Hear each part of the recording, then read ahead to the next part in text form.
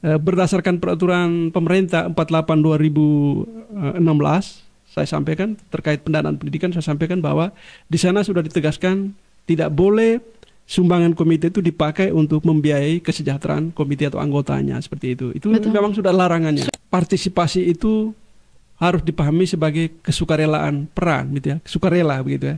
Sehingga partisipasi orang tua dalam penyelenggaraan pendidikan ini dimaknai sebagai kesukarelaan dia menyumbang, keterpanggilan dia menyumbang, bukan kewajiban. Karena itu sekolah ini sering saya sampaikan, pendidikan ini, sekolah-sekolah ini kompas moral, ukuran moral. Jadi Iya. mereka harus lebih bersih dari instansi yang lain. Betul. Ya, kalau itu tidak dilakukan, ini susah kita mengharapkan perbaikan-perbaikan dan seterusnya.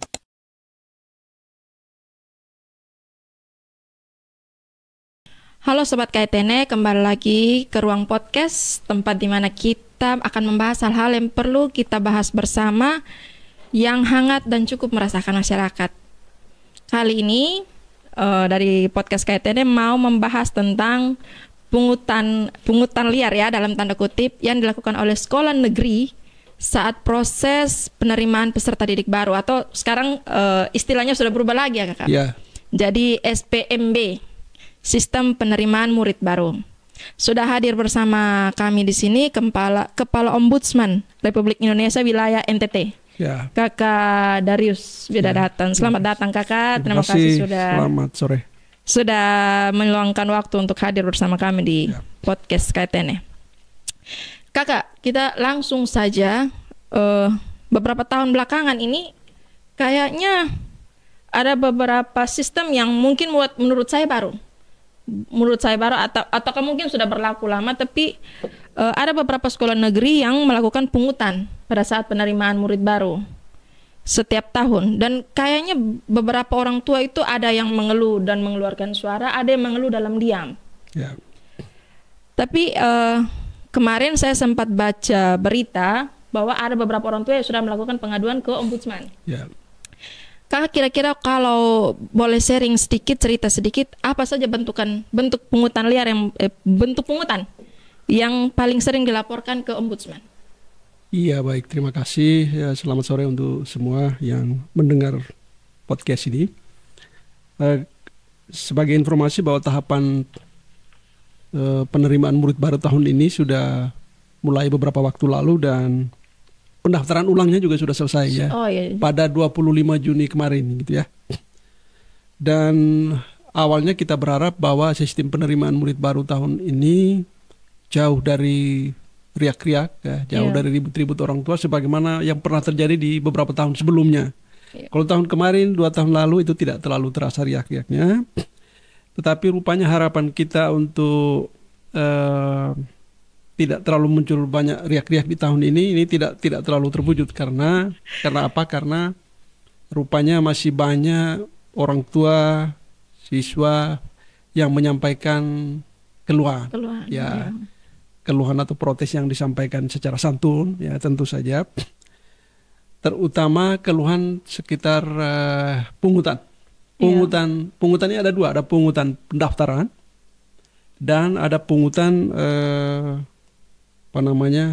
yang disebut pungutan komite. Pungutan komite. Ya, ini sehingga mereka datang ke kantor ombudsman. Ada yang datang langsung, ada yang melalui call center, ada yang WA, ada yang messenger dan seterusnya. Dan mereka menyampaikan bahwa mereka menyampaikan keberatan terhadap besarnya biaya pungutan pendaftaran. Pada saat pendaftaran pada saja? Saat pendaftaran. Minta maaf Kakak, tapi ini pendaftaran artinya belum tentu diterima juga? Ya, tidak, pendaftaran ini pendaftaran ulang maksudnya ya. Oh, pendaftaran ulang. Kalau pendaftaran ulang itu sudah diterima, sudah diumumkan, baru didaftar ulang. Saya pikir tanggal 25 Juni ya. Tanggal 25 Juni itu pendaftaran ulang terakhir, dan mereka rame-rame daftar. Sesudah daftar ulang itu mereka tahu bahwa di format kwitansi itu ternyata pungutannya besar. Pungutannya besar. Kalau untuk SMA dan madrasah itu sekitar 750 sampai 2.200.000. Wow. Ya. Yang terkecil itu 750, yang besar itu 2.200.000. Kemarin yang sempat ribut itu adalah SMA Negeri 5 itu ya. 2.200.000 itu ya. Ya. Kemudian kalau alumni situ. Ya, itu yang kemarin diributkan. Kemudian SMK, kalau SMK negeri itu paling murah 2,5 juta ya. Ada yang 2,5 juta, ada yang Jadi 3,5 dia juta. lebih mahal sekolah negeri. Lebih mahal dari SMA negeri. SMA negeri. Ya, SMK Oh, itu ya. SMK lebih mahal lah. Tentu karena dia ada Ya. belanja-belanja di Betul. lab, jurusan Ya, macam-macam itu ya. Betul Ya. sekali. Kemudian mereka juga mengeluhkan pungutan uang komite setiap bulan. Namanya pungutan komite setiap bulan itu besarannya untuk sekolah negeri itu SMK itu 50.000 sampai 200.000. Iya. 50.000 ini yang di kampung-kampung tuh ada Iya. yang 50.000, di Masih Flores ada Timur juga. ada 50.000 ya. Tapi kalau di Kota Kupang ini rata-rata 150.000. 150.000 sampai per bulan per siswa. Gitu ya. Ini nampak di dalam uang pendaftaran. Jadi di dalam item biaya pendaftaran itu ada yang disebut item pembayaran pungutan komite setiap bulan itu nampak di situ. Dan biasanya di pendaftaran mereka bayar 3 bulan sekali, 450.000 kalau di Kota Kupang ya. Kemudian ini juga yang mereka sampaikan juga adalah pungutan uang seragam nasional, seragam pramuka, topi, dasi. Bahkan ada sekolah juga yang membeli tas dan sepatu. Nah, ini kakak, ini yang tadi waktu kakak kirim naskah, ini saya sempat berpikir, ini pikirannya pendaftarannya apa sampai seragam nasional itu negeri juga jual sendiri di sekolah. Itu yang menjadi protes kami selama ini yang sering kami sampaikan. Iya. Kami sebenarnya sudah mengantisipasi jauh-jauh hari sebelum pendaftaran murid baru ini dilakukan. Iya. Jadi sebelum pendaftaran dibuka, kami sudah berkoordinasi dengan Dinas Pendidikan dan menyampaikan bahwa tolong sampaikan arahan kepada seluruh sekolah SMA SMK negeri agar tidak menjual pakaian seragam, terutama seragam nasional dan pramuka. Betul. Karena begini kakak, kalau yang setahu saya, yang menjual seragam ini sekolah, sekalipun sekolah swasta, seragam nasional itu mereka tidak jual. Ya. Hanya ada beberapa seragam yang mungkin di sekolah swasta itu mereka seragamkan, kayak bilang seragam yayasan lah, seragam olahraga, itu yang mungkin dari sekolah ambil alih. Ya. Tapi kalau macam seragam nasional kalau diperjual balikan sekolah negeri ini kan ya, ini harusnya yang tidak boleh ini. Ini karena sering setiap tahun terjadi begitu, kemarin kami antisipasi. Kami sampaikan ke dinas, tolong arahkan ke seluruh sekolah, kalau bisa seragam nasional, pramuka, topi, dasi, macam-macam itu, tas, sepatu itu dibeli oleh orang tua. Iya. Dan dinas mengatakan sudah menyampaikan melalui rapat virtual sebenarnya. Tetapi ada sekolah yang tidak patuh. Tetap juga. Meskipun yang sekolah yang tidak patuh nih untuk seragam nih jumlahnya makin sedikit ya. Makin sedikit. Tetapi masih ada. Bahkan ada satu sekolah di Adonara itu, SMA Negeri Adonara, SMA 1 Adonara Timur itu. Itu dia semua seragamnya dia beli. Jadi tidak ada yang tidak dia beli. Sepatu pun dia beli. Di sekolah? Di sekolah itu. Jadi kalau kita lihat item pendaftarannya menjadi tinggi itu juga salah satu karena biaya seragam ini. Biaya seragam. Ya, seragam ini kan satu pasang rata-rata mereka pungut 200 ya kali sekian banyak seragam ya. Iya. Jadi Padahal kelihatan tinggi. Padahal kalau kita beli di luar tidak semahal itu. Betul, kami sampaikan bahwa seragam seperti itu tidak boleh dibeli di sekolah. Sekolah bukan toko pakaian, saya bilang begitu ya. Jadi betul sekali. mereka beli agar sesuai kemampuan keuangan yang ada di mereka. Toko terdekat mungkin harganya ada yang 75.000 ya silakan. Atau dia pakai adiknya, seragam adiknya tahun lalu dan seterusnya. Betul itu kakak ya. Tapi ada yang tidak diindahkan sehingga menimbulkan protes seperti ini. Ini topi dasi. Ada yang sekolah negeri masih menggunakan pakaian batik, ada yang kotak-kotak dan seterusnya. Sehingga menimbulkan belanja berlebihan. Berlebihan, ya. Betul sekali. Kemudian ada yang sudah ada uang komite tapi ada lagi memungut uang pembangunan. Nah, ini yang kemarin waktu saya baca beberapa berita ada sekolah negeri yang melakukan pungutan uang pembangunan. Nah, ini mungkin juga masyarakat mesti paham bahwa namanya sekolah negeri, pembangunan sekolah negeri itu harusnya diambil alih oleh pemerintah, bukan orang tua siswa. Betul. Jadi uang pembangunan, ada uang 8 standar pendidikan, kemudian ada yang namanya item uang kebutuhan melekat siswa. Ini kebutuhan melekat siswa ini saya baru dengar tahun ini. Ini di SMA Negeri 3 Kota Kupang ya. Kebutuhan apa melekat? Kebutuhan melekat siswa. Saya belum tanya juga ini maksudnya apa untuk belanja apa ini begitu. Karena dia tidak ada itemnya di dalam rinciannya tidak ada. Kemudian ada pungutan seminar parenting, uang parenting, kemudian sekolah yang ambil alih parenting. Parenting ini ya, ini ada seminar parenting namanya dari sekolah juga. Kemudian ada pungutan paving block, bikin paving block, kemudian pungutan pembangunan pagar sekolah. Jadi item yang banyak-banyak ini saya heran juga karena kenapa tidak masuk satu di sumbangan atau pungutan komite itu saja. Iya. Tapi menyebar kemana-mana sehingga item pungutannya menjadi banyak dan tentu saja menambah jumlah biaya pendaftaran. Betul. Nah itu yang kami sampaikan sehingga kalau ditotal secara keseluruhan biaya pendaftaran itu menjadi besar.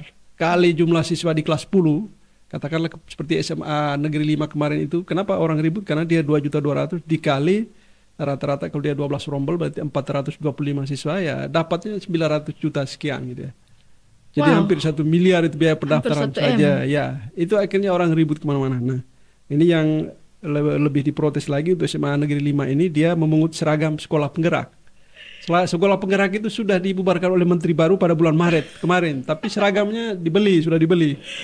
Jadi harus jual lagi. Ya, saya koordinasi dengan kepala sekolahnya, Bu, kenapa ini ada seragam ini? Ternyata beliau sudah pesan 6 bulan yang lalu. Jadi sulit untuk dibatalkan. Nah, tetapi bisa dibayangkan orang tua membeli seragam itu datang dengan harga 200.000 itu kemudian tidak dipakai. Ya, itu menjadi protes mereka gitu. Jadi itulah rupa-rupa pungutan yang tahun ini, bahkan saya lihat ada item baru lagi seperti melekat apa namanya tadi, uang kebutuhan melekat siswa itu. Nah, itu. Dan itu kalau boleh tahu Kakak, itu apakah hanya kejadiannya di Kota Kupang atau merata di seluruh NTT? Iya, kalau uang pembangunan itu hampir merata. Hampir merata. Tapi kalau 8 standar pungutan melekat ini kebanyakan di Kota Kupang. Kota Kupang. Ya. Dan kalau mau dibilang ini sekolah-sekolah yang besar sebenarnya. Sekolah negeri dengan jumlah siswa yang banyak, ya, di atas 1.000 lah kira-kira itu. Ini yang kita juga mesti paham bahwa sekolah negeri ini kan sebenarnya dapat dana BOS. Ya. Dapat dana BOS dengan uang sebegitu banyak, dengan tenaga pendidik yang separuhnya PNS, separuhnya P3K, yang kalau kita pikir, kalau kita tahu selama ini bahwa P3K juga sudah diambil alih oleh negara. Ya. Berarti beban gaji guru-guru honor sudah tidak lagi dibebankan kepada sekolah. Ya, itu yang kenapa menjadi pertimbangan kita, kenapa kita persoalkan. Ya. Karena kalau sumbangan atau pungutan komite ini dari dulu ya dilakukan, banyak yang protes. Betul. Pak Darius, kenapa baru protes ributnya kok sekarang ya? Saya bilang tidak. Kenapa sekarang itu? Karena pemerintah kita gencar untuk mengangkat guru-guru honor menjadi guru P3K yang dibiayai oleh daerah atau negara itu sejak 2021. Yeah. Dan saya cek di Dinas Pendidikan Provinsi itu kita saat ini kurang lebih 6.800-an guru honor yang sudah diangkat ke P3K, dan jika ditambah tahap 2 lagi nanti tahun ini jumlahnya itu bisa mendekati 10.000 begitu ya. Dengan demikian pasti jumlah guru honor yang ada di sekolah-sekolah negeri kita pasti dong berkurang dong. Iya. Ya, tidak sama seperti sebelumnya. Tidak dulu. Beban honor, gajinya sudah tidak sebesar dulu tidak lagi. Tenaga kependidikan macam-macam itu tidak ada lagi. Jadi itu sebabnya kenapa kami sampaikan bahwa perlu ada rasionalisasi pungutan komite tahun ini. Ya. Itu alasan pertama tadi, ada guru P3K. Yang kedua, itu kita sampaikan bahwa selama ini ada sekolah-sekolah negeri kita masih menggunakan sumbangan orang tua ini untuk membayar namanya di mereka itu namanya honor tugas tambahan guru. Itu misalnya guru yang menjadi wali kelas, menjadi panitia A, panitia B, panitia C, macam-macam itu. Pembina ini, pembina itu ada honor yang namanya honor tugas tambahan guru, tapi itu mereka ambil dari sumbangan orang tua tadi. Dan besarannya bervariasi, ada yang mahal, ada yang bisa sampai 8 juta, ada yang 4 juta. Wow. Tergantung kegiatannya setiap hari. Kepala sekolah dapat, kemudian ketua komite dapat, anggota komite dapat, dan seterusnya. Sehingga pembayaran honor-honor itu juga tentu memberatkan orang tua. Ya, soalnya honor bukan dari negara loh, itu dari orang tua. Sehingga berdasarkan peraturan pemerintah 48/2016, saya sampaikan terkait pendanaan pendidikan, saya sampaikan bahwa di sana sudah ditegaskan tidak boleh sumbangan komite itu dipakai untuk membiayai kesejahteraan komite atau anggotanya, seperti itu. Itu betul. Memang sudah larangannya. Sudah ada aturannya. Sudah ada aturannya. Hanya selama ini karena tidak diterapkan, tidak juga pengawasannya juga tidak ketat, sehingga mereka masih menggunakan untuk membayar. Alasannya karena bos tidak membiayai dan seterusnya. Sehingga itu alasan yang kedua kenapa kami minta rasionalisasi tahun ini. Kemudian yang ketiga, kami juga minta kalau boleh orang tua jangan disuruh membangun fisik sekolah yang berat. Misalnya gedung baru, ruangan kelas baru, pagar, gapura, paving block, kemudian ada lagi tuh stadion mini, macam-macam ya, lapangan bola, itulah. Itu tugas negara, karena itu agak mahal biayanya. Nah, sementara kita ini NTT ini jumlah penduduk miskin kita tuh 19-21% sejak 20 tahun terakhir. Itu angkanya di atas 1 juta lebih. Betul. Jadi itu pasti masih banyak anak-anak yang tidak mampu di situ. Hampir setengah. Hampir setengah dari total masyarakat NTT itu masih dikategorikan miskin sebenarnya. Sehingga kami terus berkoordinasi dengan semua pihak agar memahami kondisi ini. Ya, jadi kalau tidak ada lagi biaya-biaya yang besar di sekolah, kenapa kita pungutnya tetap sama dari tahun ke tahun? Untuk apa biaya-biaya itu? Ya. Sementara anak-anak kita ini kalau mereka tidak mampu membayar, kalau di pendaftaran ulang tidak mampu membayar, dianggap gugur. Ya, ada yang bisa cicil, ada yang tidak bisa cicil, tergantung kebijakan sekolah. Lalu kalau dia sampai pada saat ujian sekolah dia belum bayar juga lunas ini iuran komite atau sumbangan komite pungutan ini dia tidak bisa mengikuti ujian, nanti tidak dikasih kartu ujian. Oke, siap. Ya, dipulangkan. Ditepanya di ujian, ya di ujian. Itu masalah klasik. Nanti ditunda lagi, kapan nanti kalau sudah bayar kita kasih ujian. Aduh. Atau pada saat dia tamat, kalau dia belum lunas, ijazahnya tidak bisa ambil. Dan hari-hari ini jumlah ijazah yang tertahan itu, kalau didata betul, saya yakin jumlahnya ribuan juga. Wow. Saya coba tes cek di satu sekolah di Flores Timur juga, itu sekolah yang jumlah siswanya sedikit 400 lebih saja itu ijazah yang tertahan itu masih ada 100 lebih. Karena dari 2011 belum diambil, 2012 belum diambil. Saya tanya kenapa tidak diambil? Pasti belum bayar ya. Ya, belum bayar. Ada yang belum bayar sehingga bukan sekolah menahan, tetapi dia tidak berani datang ambil karena tidak enak, malu dan seterusnya. Jadi kayak jadi norma sosial sendiri jadi buat mereka. Ya, betul. Itulah pertimbangan kami, kira-kira begitu. Pak, ini kalau boleh tahu, apakah semenjak pengeluhan ini mulai muncul, dari dinas pendidikan sendiri pernah keluarkan statement atau pernah ambil sikap apa untuk menegur sekolah-sekolah yang masih melenceng juga dari aturan-aturan yang ada? Iya, kami tentu sebagai lembaga negara yang tugasnya menerima komplain seperti ini, tugas kami terima, lihat secara lengkap syarat formulir materialnya. Kalau sudah memenuhi syarat, kami pertama berkoordinasi ke dinas terkait. Pertama ke sekolah dulu. Ke sekolah langsung. Sekolah-sekolah itu kepala sekolahnya pasti akan saya kontak. Sekolah-sekolah yang dilaporkan saya kontak. Dan hampir semua sekolah yang saya komunikasikan, mereka selalu mengatakan bahwa Pak Darius, ini semua pungutan yang ada di sekolah sudah atas persetujuan bersama orang tua. Dan mereka telah menandatangani berita acara kesepakatan rapat. Berita acara persetujuan bersama. Itu yang pertama yang mereka sampaikan.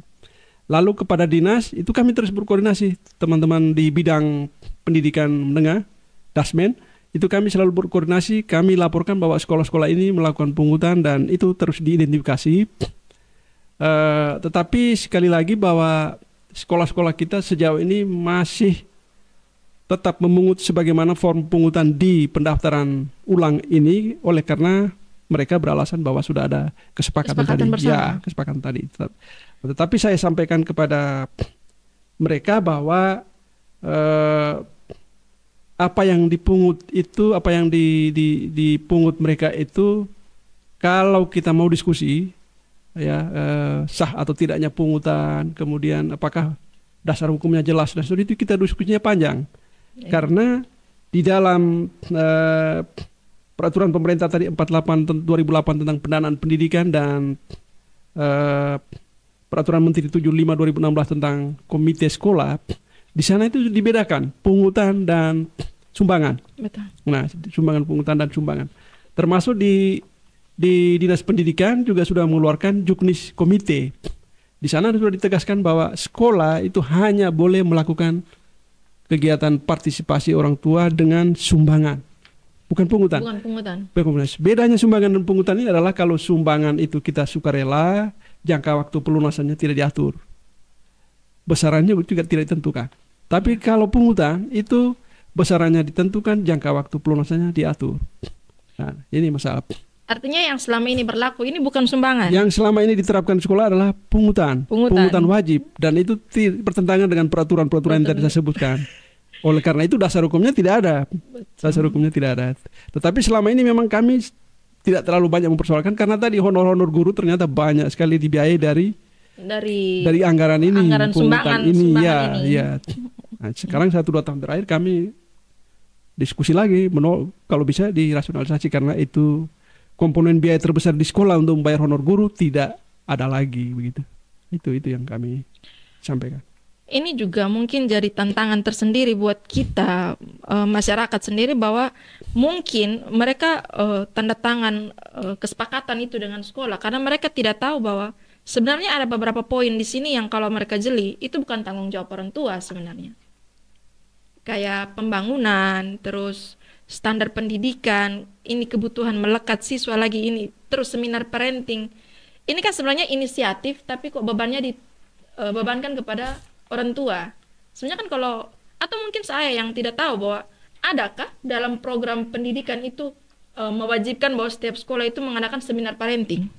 Tidak juga. Tidak juga itu kan, kegiatan sebenarnya yang diadakan sekolah. Kami dalam berbagai diskusi dan dinas pendidikan, mereka mengatakan bahwa sebenarnya kita ini punya anggaran BOS SMA ini 1.590.000 per siswa per tahun. Yes. Kalau SMK itu 1.690.000 per siswa per tahun. Sebesar itu. Sebesar itu per siswa per tahun ya, per tahun. Jadi sekolah-sekolah kita menyesuaikan dengan anggaran itu. Kita ini kan misalnya punya duit sekian ya. Saya menganggarkan kebutuhan sesuai kemampuan keuangan saya. Gitu. Nah kalau kita berimprovisasi banyak-banyak seperti apa yang terjadi saat ini, maka biaya yang harus kita pungut di luar BOS ini menjadi tinggi. Menjadi besar, ya. Menjadi besar. Dan ini kalau sudah diributkan dan orang tua mengatakan sudah berat dan seterusnya, lalu kita paksakan, itu menjadi masalah. Menjadi masalah. Seperti sekarang ini. Ya, mereka mengatakan bahwa ini sudah berita acara kesepakatan dan seterusnya. Saya sampaikan kepada mereka, kepada sekolah bahwa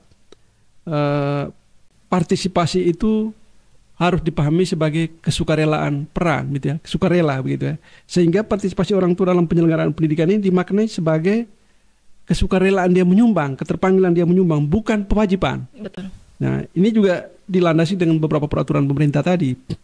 Jadi, apalagi di kita ini dikaitkan dengan hak-hak siswa-siswi yang tadi tidak bisa ikut ujian, ijazahnya tidak ambil, itu dilarang sama sekali.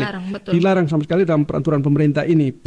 Sehingga kalau bisa berita acara itu jangan dianggap sebagai pintu masuk untuk melakukan pungutan atau sumbangan. Itu tidak tepat begitu. Ya. Tidak tepat. Karena mereka terpaksa kegiatan. Ini kedudukan orang tua dan sekolah pada saat rapat itu tidak setara. Orang tua ini bisa saja dalam kondisi tidak ada pilihan untuk menolak. Betul. Ya. Dan kadang-kadang yang sering saya lihat bahwa kadang-kadang mereka terjebak pada situasi, sebenarnya mereka mau menolak sebenarnya, tapi terjebak pada situasi bahwa terpaksa untuk menerima karena suara mayoritas seperti itu. Ya, kalau mereka menerima sepakat, tentu mereka tidak datang ke ombudsman untuk melapor lagi. Betul sekali. Buktinya mereka lapor rame-rame, banyak lagi. Malah banyak lagi. Ya, itu artinya itu tadi. Berarti kesukarelaan itu tidak nampak di dalam pungutan atau sumbangan ini. Berat, tapi mereka tidak punya pilihan untuk menolak karena anak-anak mereka akan sekolah di situ. Ya. Nah, dan itu. Apalagi sekarang kalau tidak salah dengan sistem penerimaan siswa yang online ini, kesannya bahwa sekolah negeri ini jadi rebutan tersendiri. Rebut sebenarnya baku daftar di sekolah negeri ini nih. Iya, sebenarnya pemerintah bikin penerimaan murid baru dengan sistem online, domisili, macam-macam ini maksudnya biar tidak ada lagi yang namanya sekolah favorit. Betul. Jadi orang-orang, anak-anak harus bisa sekolah di sekolah yang letaknya paling dekat dari rumahnya. Dengan rumah. Ya, saya sepakat. Itu saya maunya, kadang banyak yang menolak itu, tapi saya pikir sebenarnya ini ada baiknya juga bahwa supaya jarak anak ke sekolah itu tidak terlalu jauh. Tidak ada sekolah favorit dan tidak favorit. Pemerintah sudah menyiapkan sarprasnya, gurunya dan merata di seluruh sekolah. Ya. Betul. Ya, kami dulu itu baku rebut sekolah 1, 2, 3, 4, 5 itu kami baku rebut. Tapi sekarang kayaknya saya lihat sama saja. Sekarang mereka tetap masih rebut begitu. Sekalipun kita telah menjelaskan bahwa tidak semua sekolahnya sama saja, tapi pengalaman kita di tahun ini mereka masih ke SMA 1, SMA 2, SMA 3, SMA 5 gitu ya. Masih jadi favorit. Yang di pinggir-pinggir kota ini masih banyak sekolah yang kuotanya belum cukup. Belum cukup ya. Kita mau arahkan ke sana, mereka bilang jauh dari rumah dan seterusnya, transportasinya susah dan macam-macam alasannya.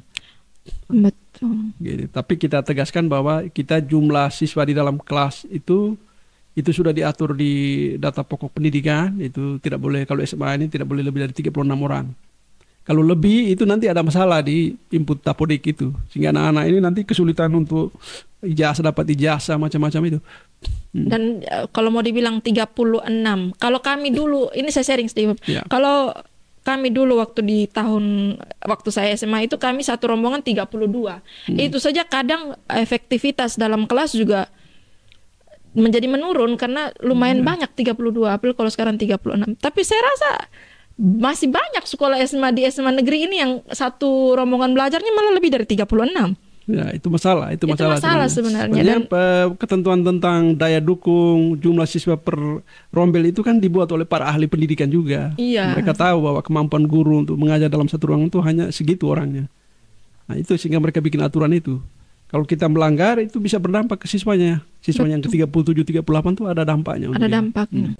Kakak, setelah ada beberapa poin-poin yang dikatakan sebagai yang sekolah menganggap bahwa itu sumbangan, tapi kalau kita lihat secara aturan bahwa itu masuk dalam kategori pungutan, kira-kira menurut kakak dari pihak ombudsman itu ini bisa dikategorikan pungli atau tidak?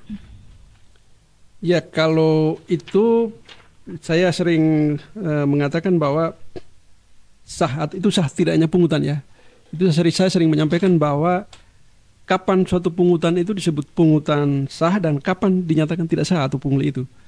Pungutan disebut sah jika memiliki dasar hukum.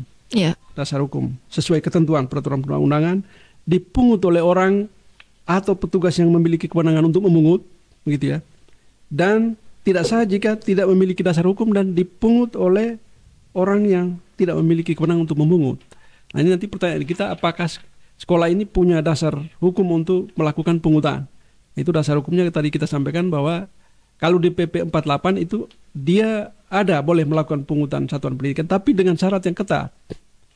Dengan syarat yang ketat. Ini di dalam PP ini 48 ini beberapa syarat yang disampaikan, antara lain harus didasarkan perencanaan investasi. Jadi ada kalau di sekolah itu namanya rencana kerja sekolah, RKAS itu.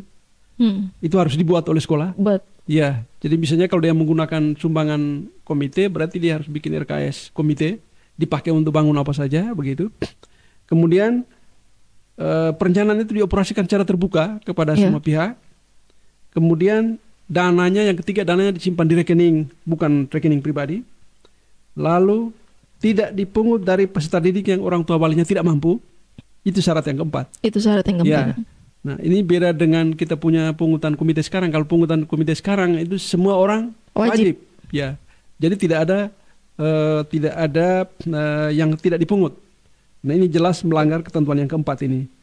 Kemudian yang kelima ini tidak digunakan atau dikaitkan dengan persyaratan akademik untuk penerimaan peserta didik atau penilaian hasil belajar. Tidak boleh menahan, berarti yang tadi, tidak boleh menahan ijazah dan tidak boleh anak-anak ditolak mengikuti ujian. Betul. Itu syarat yang berikutnya. Kemudian syarat berikut, sekurang-kurangnya 20% itu harus dipakai untuk peningkatan mutu pendidikan. Paling rendah 20%. Jadi tidak semuanya dipakai untuk bayar honor-honor segala macam tadi. Bangun sekolah, honor itu tidak boleh itu. Lalu yang ini poin yang penting juga, tidak dialokasikan baik secara langsung maupun tidak langsung untuk kesejahteraan anggota komite. Itu larangannya. Nah, dan ini yang banyak dilanggar oleh sekolah, sehingga saya sering mengatakan bahwa Anda melakukan pungutan tapi tidak memenuhi syarat-syarat sebagai pungutan sebagaimana diatur di dalam peraturan pemerintah. Gitu. Makanya dia juga bisa disebut pungutan liar oleh penegak hukum. Teman-teman APH mengatakan bahwa itu termasuk pungutan liar karena sekolah itu, guru-guru di sekolah tidak berwenang untuk melakukan pungutan. Pungutan itu harus dilakukan oleh tadi yang lembaga yang berwenang memungut. Entah itu retribusi, pajak oleh pegawai pajak, PNBP oleh instansi-instansi yang diberi kewenangan untuk memungut. Nah, itu menjadi soal. Ini yang mungkin masyarakat tidak paham sampai situ. Ya. Makanya mereka mengikuti saja, mereka berpikir bahwa ini aturan yang harus diikut. Ya. Padahal ini sebenarnya aturan yang dibuat-buat untuk kepentingan beberapa pihak. Kalau di kota-kota lain dianggap oleh penegak hukum dianggap pungutan liar, dan banyak sekolah yang guru-guru yang tertangkap juga tertahan di proses hukum. Tapi kalau di NTT belum ada. Di NTT akan menuju ke sana kalau misalnya semua upaya yang kita lakukan ini dimentok. Tapi akhirnya ini sekarang dalam proses. Kami sudah berdiskusi dengan Pak Gubernur, dengan di Komisi 5 DPR dan seterusnya. Saat ini sedang dalam proses dibuat draft peraturan gubernur tentang tata kelola pungutan ini. Nanti di sana akan dibikin batasan-batasan mana yang tidak boleh dipungut di sekolah. Betul. Dibatasi sehingga tidak ada sekolah yang berimprovisasi sebanyak ini, pungutan sebanyak ini ya. Macam-macam seperti tadi kita sampaikan. Karena kalau menurut saya bukan kegiatan sih, tapi pungutan-pungutan seperti ini kalau tidak ada sanksi tegas, kemungkinan tahun depan pasti akan berulang lagi. Ya. Jadi mungkin setelah ini harus ada langkah yang lebih tegas. Mungkin kalau seandainya dari Ombudsman sudah berkoordinasi dengan Pak Gubernur, dengan Komisi 5, artinya mungkin akan ada satu aturan baru yang keluar dari Pak Gub. Ya, nanti di dalam Pergub itu nanti akan ada sanksi administrasi Ya, juga. itu yang Nanti ada di situ. itu Sedang yang harus pembahasan. dalam. Ya. Amin, amin. Karena kami lihat, wah ini kita ini pengawas kerja, kami ini mengawasi penerimaan murid baru ini sudah sekitar 7 tahun. 7 tahun. Dan masalahnya kok sama terus substansi. Berulang, Terus berulang terus. Karena terus berulang, kalau kita tidak mencegah, ini bagaimana caranya mencegah supaya yang berulang ini tidak terus berulang, karena itu menguras energi dan tenaga kita untuk mengawasi setiap tahun. Sehingga tahun ini kami lebih keras lagi berdiskusi semua pihak agar tahun depan itu tidak perlu lagi. Kita ini tiap tahun hanya ribut-ribut masalah uang pendaftaran dan seterusnya, dan kita malu sama masyarakat yang setiap tahun itu menonton keributan kita ini. Apalagi kalau jangan sampai yang mengeluh ya datang orang yang sama juga. Ya, betul. Nanti kami yang pengawas ini dianggap tidak melakukan apa-apa. Betul. Pemerintah juga dianggap tidak melakukan apa-apa. Tidak berpihak. Ya, kali ini kami serius dan Pak Gubernur, DPR sudah serius. Nanti kita lihat, mungkin 1-2 minggu sudah ada pergubnya, dan itu nanti akan dipakai oleh sekolah-sekolah sebagai pedoman. Kemarin yang sudah terlanjur di pendaftaran ulang 3 bulan, ada yang bayar 3 bulan, dan seterusnya. Nanti kita lihat apakah di triwulan berikutnya itu sudah ada penyesuaian sesuai dengan pergub baru. Kakak mungkin bisa sharing sedikit. Kira-kira ini kan kita omong dari tadi sekolah yang melakukan pungut. Mungkin ada di NTT ini, mungkin adakah sekolah yang berhasil sukses menerima peserta didik baru tanpa melakukan pungutan? Ya, ini yang menarik karena kami berdiskusi dengan beberapa sekolah yang ternyata mereka bisa mengelola sekolah atau mengoperasionalkan sekolah itu hanya menggunakan anggaran dana bantuan operasional satuan pendidikan dari pusat. Dana BOS pusat. Dana BOS yang tadi saya sampaikan jumlahnya 1.500.000 sekian. Untuk satu siswa. Iya, itu besar itu untuk 1 tahun. Itu dipakai untuk 1 tahun. Ternyata karena di BOS itu, di juknis BOS itu boleh dipakai, ada persentasinya, porsi-porsinya, sekian persen untuk operasional, sekian persen untuk honor guru, itu semua sudah diatur. Sekian persen untuk fisik dan seterusnya. Itu jadi diatur sehingga ada guru atau kepala sekolah yang hanya menggunakan dana itu. Jadi dia tidak pungut sama sekali. Uang pendaftaran pun tidak ada. Baru-baru ini tidak ada uang pendaftaran, tidak ada uang komite. Wow. Jadi gratis. Komite juga tidak ada ya? Tidak ada. Jadi ini sebenarnya bukan gratis ya. Ini memang sudah disubsidi negara melalui BOS tadi. Iya. Sehingga mereka tidak pungut apa-apa lagi. Ini terjadi di SMA Negeri 3 Borong di Manggarai Timur, SMA Negeri 2 Kupang Barat, dan 1 SMKN Kolbano di Soe. Dan itu di daerah semua. Di daerah semua. Dan di daerah semua. Mampu lakukan, kami sudah ngobrol dengan kepala sekolah, kami ajak ngobrol, diskusi kepala sekolah, apa yang Bapak lakukan, tolong Bapak ceritakan ke kepala sekolah yang lain, agar bisa melakukan hal yang sama. Dan ini juga kami sampaikan kemarin ke Pak Gubernur bahwa ini bisa dilakukan. Tadi pagi, hari ini ada rapat Pak Wakil Gubernur dengan seluruh kepala sekolah di Kota Kupang, SMA, SMK Negeri. Kami sampaikan juga Pak Wagub bahwa tolong sampaikan Pak Wagub rasionalisasi itu. Dengan alasan yang tadi saya sampaikan, beberapa pertimbangan itu. Ya. Dan ada sekolah yang gratis, itu kami sampaikan juga. Sekolah 1, 2, 3 kami sampaikan ke Pak Wagub juga. Pak Wagub. Sebagai referensi. Itu kira-kira kita bisa, mungkin kakak bisa spill sedikit, apa yang mereka buat itu kepala sekolah? Ya, mereka pertama, mereka mengatakan bahwa karena guru-guru honor mereka itu sudah dibiayai BOS. Mereka bantu untuk bikin namanya NUPTK, ya nomor induk, apa namanya istilah mereka itu ya, NUPTK, sehingga dibiayai oleh BOS. Oh, jadi guru-guru honor ini gajinya dibiayai oleh dana BOS. Ya, memang BOS itu ada porsinya, dia tidak besar, tetapi mereka sudah bisa upayakan sehingga dibiayai oleh BOS. Kemudian seluruh operasional juga mereka tetap menggunakan BOS sesuai dengan porsi masing-masing yang diatur di dalam juknis BOS. Ya. Sehingga mereka tidak melakukan pungutan apa-apa. Artinya mungkin yang kayak seminar parenting, yang melekat-melekat itu tidak ada. Di kalau di SMA Negeri 3 Borong itu dia mengatakan bahwa kami punya guru honor semua tahun ini sudah beralih ke P3K, jadi kami tidak ada biaya lagi. No, berarti maka lebih. Saya gratiskan sekolahnya. Wah, itu luar biasa sebenarnya. Ya, itu bisa dilakukan, sehingga kenapa di sini tidak bisa, itu menjadi pertanyaan publik. Yang jumlah siswanya 1.300, ada yang 2.000. Ini kita ada yang 2.300. SMK Negeri 2 itu 2.300 orang. Satu angkatan? Ya, semua dari semua dari kelas 1 kelas 3. Bisa dihitung tadi kalau biaya dana bosnya itu 1.690 kali 2.300 per tahun. Dan sumbangan orang tua tadi 1.800.000 kali 2.300 itu angka besar sekali itu. 8 miliar ya. Satu tahun. Ya. Wah. Dan itu untuk apa sebenarnya Iya, uang itu sebegitu tadi, banyak? selain operasional sekolah, bayar honor dan seterusnya. Ada alasannya seperti yang tadi saya sampaikan. Karena kalau mau bilang ada satu pos juga yang mungkin dari dana bos itu masuk adalah uang buku. Tapi kalau saya pikir uang buku ini kan bukan sekali habis pakai. Ya, di BOS itu ada juga porsi buku 20%. Porsi 20% ya. Ya. Tapi kan dia bukan habis pakai kan, Kak? Ya, harusnya bisa beralih ke yang Harus lain, beli, ya. Jadi dia bisa beli yang mungkin 2-3 tahun kalau misalkan ada perubahan kurikulum, bukunya harus diganti, mungkin itu. Uang bisa dipakai lagi untuk beli buku yang baru. Tapi kalau selama kurikulumnya masih ada, berarti pasti bukunya kan masih dipakai juga. Betul, harusnya begitu. Harusnya kan dia bukan barang sekali pakai kan itu. Ya, karena itu sekolah ini sering saya sampaikan, pendidikan ini, sekolah-sekolah ini kompas moral, ukuran moral. Jadi Iya, mereka harus lebih bersih dari instansi yang lain. betul. Ya, kalau itu tidak dilakukan, ini susah kita mengharapkan perbaikan-perbaikan dan seterusnya. Sehingga saya tidak bosan-bosan untuk terus menyampaikan kampanye dimanapun diajak diskusi, saya siap diskusi dan menyampaikan bahwa dengan pertimbangan 4 hal yang tadi saya sampaikan, tahun ini sekolah sudah seharusnya merasionalisasi pungutan. Ya, mengurangi, kalau menggratiskan keberatan karena masih ada 1-2 guru honor, berarti mengurangi jauh lebih kecil dari yang saat ini kita bayar. Kalau jumlahnya sama, itu menjadi pertanyaan, kamu mau bayar apa? Betul. Guru honor Sudah diambil alih oleh pemerintah. Yang paling besar itu membayar guru honor, dan itu sudah diambil alih, kita masih bayar lagi. Sementara di provinsi lain itu ada universitas negeri sudah gratis. Ya, mereka di Sulawesi Tengah itu sudah gratis kuliahnya, asal kuliahnya di Palu, di ibu kota. Di ibu kota. Dan anak-anak Palu sendiri. Anak-anak Palu. Kalau kita ini masa sekolah SMA saja masih ribet setiap tahun. Padahal itu kalau mau dibilang sebenarnya kalau sudah dana bos, berarti kita bisa bilang bahwa sekolah gratis itu sudah 12 tahun sebenarnya. Harusnya Bukan lagi 9 tahun lagi. Harusnya begitu.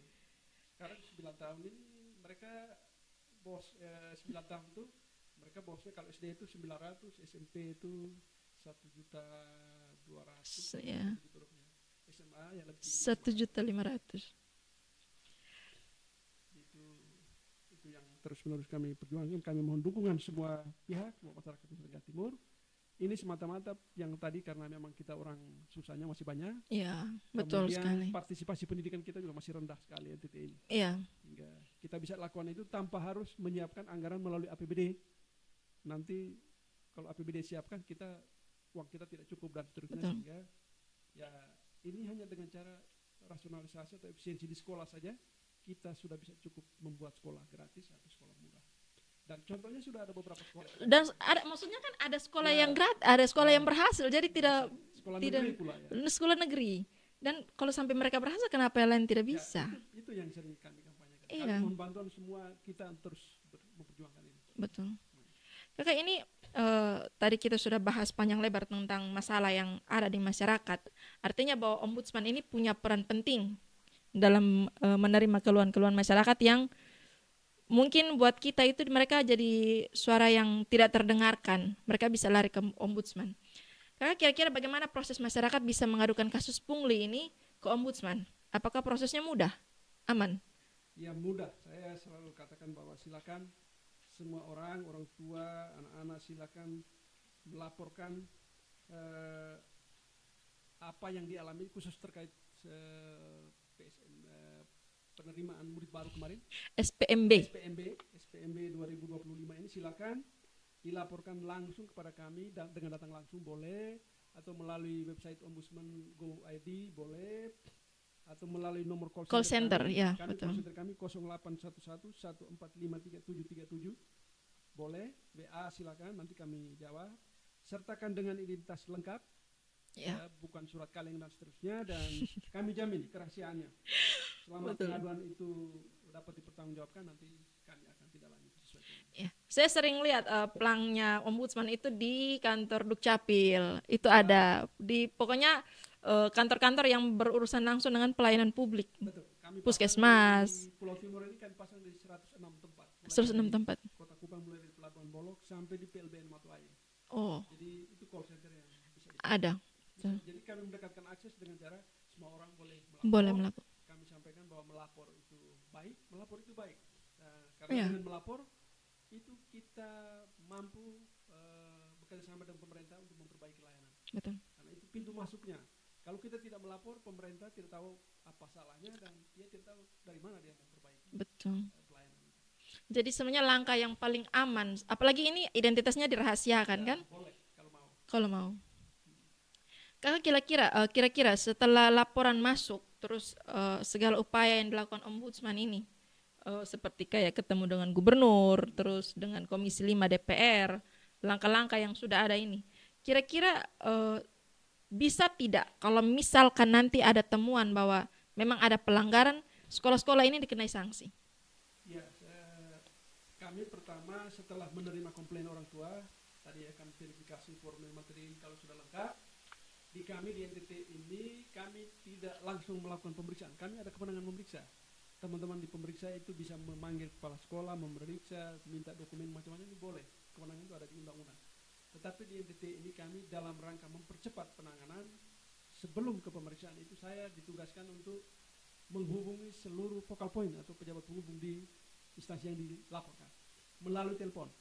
Jadi saya biasanya dengan modal uraian laporan yang dibuat oleh teman-teman, saya akan kontak kepala sekolah.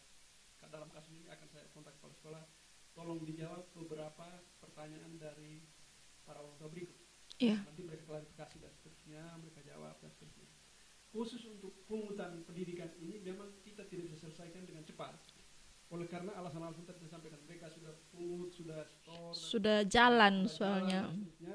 Ini dikarenakan sebenarnya kami dari awal sudah mencegah, mewanti-wanti agar pergub ini keluar lebih cepat. Oh iya. Dari pendaftaran saat ini, tetapi terlambat. Terlambat sehingga sekolah-sekolah belum mempedomani apapun pada saat melakukan pungutan. Masih lolos lah ya istilahnya. Sehingga ini termasuk apa-apa kami terlambat, gitu ya, boleh dibilang begitu.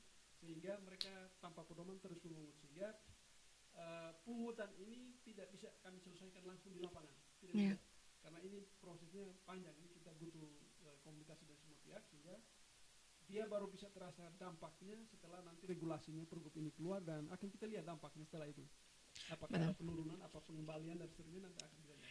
Setidaknya sudah ada aturan yang mengikat dan mereka tidak bisa semena-mena lagi untuk menentukan angka-angka itu. Betul. Kami pengawas, di mana-mana namanya pengawas itu tidak memberi sanksi. Pengawas kayak kami, DPR, BPKB, Inspektorat itu tidak memberi sanksi.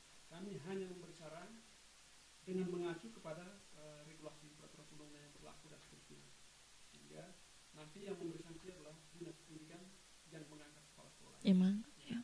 Atau gubernur yang punya sekolah. Sehingga kami sudah mengantisipasi dengan berbicara dan berdiskusi dengan Pak Gubernur. Beliau sudah mengambil langkah-langkah yang dipandang perlu untuk mencegah pungutan itu agar tidak terjadi lagi. Dan mudah-mudahan ini dalam waktu yang cepat. Hari ini mereka rapat, kemarin di Komisi 5 dan seterusnya rapat terus berlangsung. Kami berharap ada hasil dari rapat-rapat itu. dan segera selesai. Kalau kita tidak perlu lagi ributnya soal yang sama ya. Betul sekali. Jadi kalau sudah berapa tahun, kalau boleh tahu Kak, sudah berapa tahun ini pola yang sama ini terjadi, laporan yang sama, pola yang sama? 7 tahun terakhir. Sekali lagi seperti yang saya sampaikan tadi, karena sebelumnya memang kemampuan pemerintah untuk biaya itu terbatas ya. Kita ini sebenarnya kalau perintah konstitusi 20% anggaran pendidikan. Tapi karena kemampuan pemerintah terbatas, kita masih ada sumbangan pungutan macam-macam ini ya.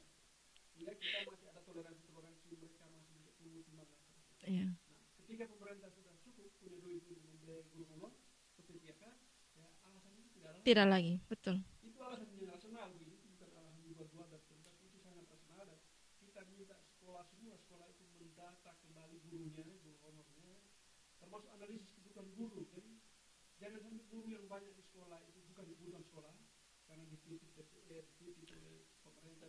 Itu lagi. Tidak mengajar di sekolah. Betul. Nah, kebetulan saya memang rajin berdiskusi juga dengan para guru di grup itu, sehingga mereka sudah menyampaikan semua masukan itu ke saya, bahwa di tempat mereka ada juga guru yang duduk. Tidak ada yang mengajarnya.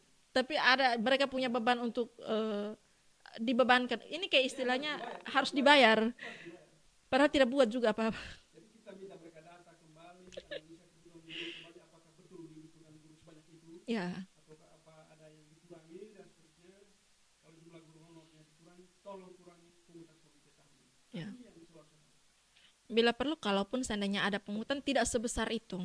Sekalipun orang tinggal di kota, belum tentu uang 150 itu kecil buat mereka. Per bulan lagi. Kemudian tidak mampu mengambil ijazah, di Betul, ya itu. Berarti tidak punya uang. Itu yang kita pikirkan sama-sama dan mohon dukungan termasuk dari sekolah-sekolah. Memang saya tahu banyak sekolah-sekolah yang protes dan seterusnya. Saya menyadari bahwa pasti protes teriak-teriak itu selalu ada karena kita mengurangi orang untuk mendapatkan uang ya. Iya. Ini orang yang mendapatkan uang, Ini bisa bisa bahaya ini. Orang mendapatkan uang. banyak sekali Ya, tiba-tiba potong. resistensi itu pasti ada. Tapi ini, dan masalahnya kan ini kita juga orang tua. Mungkin kali ini ada orang tua yang sudah suatu saat mungkin kita lagi yang kena dampaknya. Ini untuk kepentingan umum, Kepentingan lebih besar, betul. berpikir sama-sama, Berpikir, ya. mengorbankan diri untuk kepentingan lebih besar. Terakhir kakak, kira-kira apa pesan dari kakak sebagai ketua ombudsman wilayah NTT untuk para orang tua murid yang bingung atau takut menyuarakan dugaan pungli di sekolah? Karena kalau mau dibilang ini baru awal, kita belum tahu lagi ini yang ke belakang-belakang ini pungli, pungutan-pungutan apa, karena biasanya bukan biasanya, saya sering ketemu sharing dengan beberapa kawan, entah itu yang guru atau kayak yang jadi orang tua, bahwa kadang-kadang beban biaya sekolah negeri dengan kegiatan yang aneh-anehnya itu mereka mau menyamakan dengan minta maaf, tapi kalau saya bilang mereka mau mencapai standar yang biasa dilakukan oleh sekolah swasta. Kayak contoh apa? Saya tidak tahu apakah di NTT ini ada, tapi kayak penerima apa? Waktu lulusan terakhir ada pesta kelulusannya. Ya, bikin pesta di hotel, terus uang cenderamata, terus apalagi ini satu lagi kakak, studi tour. Itu kan sebenarnya program-program yang dibuat sama sekolah swasta dengan konsekuensi bahwa orang tua di sekolah swasta itu orang mampu dan dia sudah tahu ketika dia menyekolahkan anaknya di swasta, artinya akan ada rentetan-rentetan seperti itu pasti ada. Dia punya uang, dia tahu bahwa nanti akan ada itu retret lah, studi tour lah, perpisahan yang agak ala-ala dinner candlelight apa segala macam itu. Dan itu mau dibuat oleh sekolah negeri yang notabene orang tuanya di dalam belum tentu setara dengan yang ada di sekolah swasta. Mampu dan itu buktinya masih banyak anak-anak yang tidak bisa ikut ujian karena belum bayar. Betul. Banyak ijazah anak-anak ditahan. Itu sering saya sampaikan. Itu sering ya. Minta sekolah silakan kamu data di sekolah kamu itu berapa ijazah yang ditahan. Itu kalau dihitung kita ada 1028 sekolah SMA SMK. Bisa dibayangkan kalau satu sekolah 100 saja. Iya. Puluhan ribu kan itu. Iya, betul, banyak sekali. Dan anak-anak itu tidak bisa melanjutkan kuliah dan tidak bisa kerja. Hanya untuk kegiatan-kegiatan yang notabene lebih banyak menghabiskan uang sebenarnya. Kayak perpisahan, saya tahun kemarin itu saya lihat ada beberapa sekolah negeri yang wow, dia punya cara perpisahannya saja sudah seperti itu. Yang notabene kalau mau dibilang belum tentu semua orang tua tuh mampu sampai ke standar itu. Ya, Aston itu yang sering kami upayakan ya. Saya menyadari banyak sekali tantangan, tapi saya yakin dengan tujuan yang lebih mulia kita semua sama-sama. Kalau misalkan ada keluhan seperti itu, apakah mungkin masyarakat juga masih bisa melapor ke ombudsman? Ya silakan. Jadi kami ini pengawas ini di ombudsman itu kami jumlahnya sedikit sekali, ada 11-12 orang saja, sedikit sekali untuk mengawasi seluruh NTT, sehingga peran serta masyarakat itu sangat penting. Penting, betul. Caranya bagaimana ya, sampaikan laporkan. Iya. Kami punya keterbatasan sebenarnya, kami tidak harus pasif, bisa juga ya. Kami punya mata, telinga di mana-mana untuk baca di medsos, baca di koran. Tetapi mungkin ada yang terlewatkan. Maka orang tua silakan melapor secara resmi melalui kanal-kanal yang tadi kami sampaikan. Bahwa kalau tidak melapor bisa saja ada keluhan-keluhan pelayanan publik yang tidak tertangani. Nah, ini lembaga ombudsman ini sudah disiapkan negara, seluruh biayanya sudah disiapkan oleh APBN. Ya. Silakan dimanfaatkan. Betul. Jadi masyarakat tidak merasa bahwa suara mereka tidak didengarkan sebenarnya. Mereka pasti akan didengarkan. Ya. Ada ruang yang dikasih. Dan selama ini kami sudah menyelesaikan banyak sekali laporan yang bisa diselesaikan. Iya. Bisa diselesaikan hanya dengan komunikasi, rapat koordinasi, diperiksa dan seterusnya. Banyak diselesaikan. Lebih banyak diselesaikan daripada yang tidak tertangani. Sehingga silakan menggunakan lembaga negara ini yang sudah dibikin negara, dibiayai negara dan seterusnya, tidak ada biaya apapun pada saat Bapak Ibu melapor. Secara gratis, betul-betul gratis. Kakak ini luar biasa sekali atas. Terima kasih kakak untuk waktu yang kakak sempatkan ke sini. Semoga penjelasan hari ini bisa membuka mata kita bahwa pendidikan itu sebenarnya hak setiap anak dan tidak boleh dikomersialisasi secara sepihak oleh dan semena-mena. Untuk sahabat podcast Kayatene, kalau Anda mengalami atau mengetahui adanya pungutan tidak wajar saat penerimaan atau ke dalam sistem sekolah, jangan ragu untuk melapor ke Ombudsman. Sampai jumpa di episode berikutnya. Tetap kritis, tetap peduli, dan jangan diam kalau hak kita dirampas. Kakak, terima kasih untuk kesempatan yang diberikan. Kesempatan. Oke. Baik kakak. Kapan-kapan kita diskusi lagi. Oke, siap.